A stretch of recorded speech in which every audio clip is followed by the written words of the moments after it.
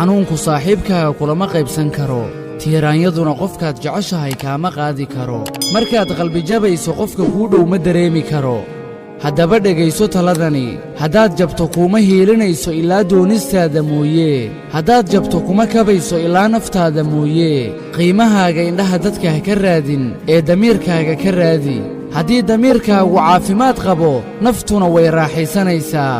iska daa waxay kaa odhanayaan dadku qaadana qaacidadani hamiga dunida ha qaadin ilaahay subxaanahu wa tacaala ayaa iska lehe hamiga risqiga iska daa alle subxaanahu wa tacaala ayaa hayee hamiga mustaqbalka iska daa gacanta alla weyne subxaanahu wa tacaala ayuu ku jiraaye